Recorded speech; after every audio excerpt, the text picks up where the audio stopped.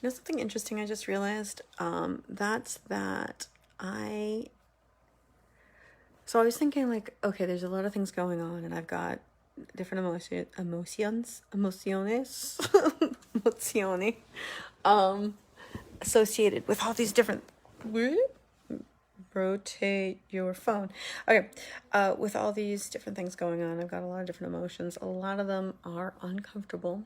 So I was thinking about how, there's so many things going on inside, and I'm realizing like, and I thought like the sentence came into my head like that, oh, feeling more than one thing at once is weird.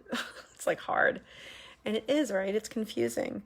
I'm also realizing that I'm used to feeling more or less one thing, which was general anxiety, depression stuff that would just increase with any challenge or stress. Oh, so I was thinking that number one, it's complicated when you have more than one emotion going on. You're like, I don't know. It's weird, right? Anybody have a good way to describe it? So anyway, despite all these things going on with my mom, I'm still, sad about the breakup. My ex and I'll call him E and I, he helped me out the other day because I don't have a car and I had to come up from my mom's house to go back home. And he drove me up and we had dinner together. It was really nice. But, we've been kind of communicating back and forth, and he's moving to New Jersey, which, it's the best idea for him and I'm happy for him, and we're not going to be together anyway. So it's not like we could be together if he were here. But I don't know, it's making me a bit sad. But that's okay, because I can just observe that feeling, right? I am not that feeling. I am just feeling that feeling, and it's okay that it's there. Same thing with the various frustrations associated with what's going on with my mom. And yeah. And then there's I mentioned this briefly, but the fact that there are a couple of my relationships, my familial relationships, that are being redefined, which is a very interesting thing because they haven't really been redefined since they started. And one of them is with my dad. So that's like a 43-year relationship that maybe my father is a wonderful person and he does everything to the best of his ability, everything. And that's one of his character traits. So he was my father to the best of his ability. That being said, hello. Oh. What's up? Do you want to go stop? Oh, sure, I'll go in like 2 minutes, okay? Yeah. All right. You on the phone? Sort of, but it's okay, don't worry. That was my mom, obviously. So I feel bad.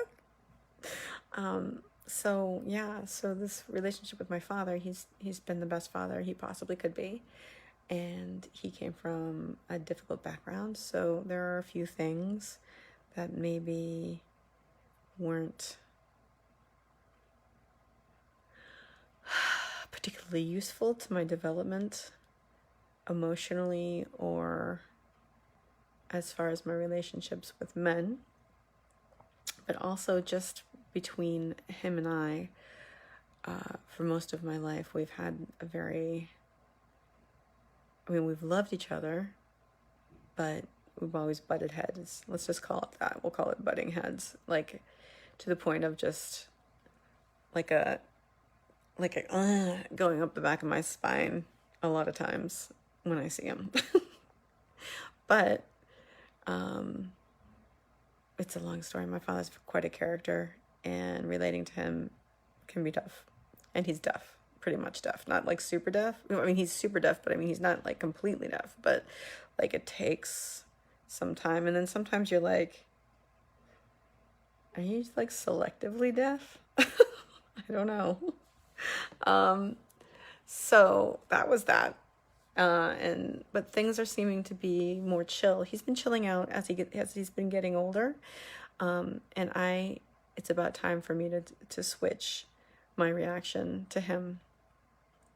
And with mom being not well, but she's getting better. But having this happen has been interesting for our relationship, and I think we're relating to each other better, and that's a good feeling. It's just a little scary though, because it's unknown, right? But it's really good, because I was hoping that he and I could address some stuff before, whenever that will be. So I'm just noticing lines on my face. Like, what's really? Really? That's just there now? Oh, well. So, yeah, and then my other relationship that seems to be getting redefined is with my sister-in-law, which is awesome. She's super awesome. She's so cool. And, she and I have always been friendly and stuff, but I think we're getting closer, and that's nice.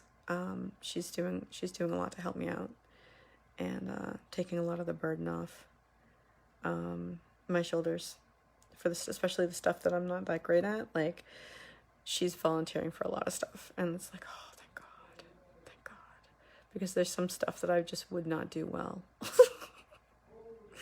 Like handling some financial stuff. Like, just no one wants to give me the reins there. I don't want them.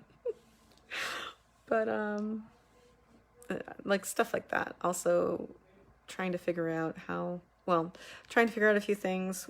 She's much more practical than I am. So she's got kind of good questions to be asking, etc., etc. Anyway, so there's a whole bunch of different emotions. And the thing is, with the good emotions as well, it's good to observe and not be them. Because, again, with my sister-in-law, like, there's a little bit of fear in redefining the relationship, because it's something new, kind of fear of rejection. But also, there's the complication of my relationship with my brother that enters into it. And hopefully that can be redefined too sometime. But we'll see. Anyway, that is it for now. My eyebrows go all over the place. Anyway, so that's it. I think I'm going to be grateful for a lot of stuff, like the redefining relationships, and the challenges. This is a good challenge because I've been kind of in a funk today, and identifying too much with my emotions, and kind of being absorbed in them. And I need to learn to get out of that state of mind. So I'm grateful for this opportunity, because I'm not going to be up, I'm not going to be in the headspace I want to be in all the time yet. I am going to go sometimes, right? We go up and we go down. And I am learning to get out of the part. So that is something to be grateful for, which allows me to remind you that you can always choose to have a grateful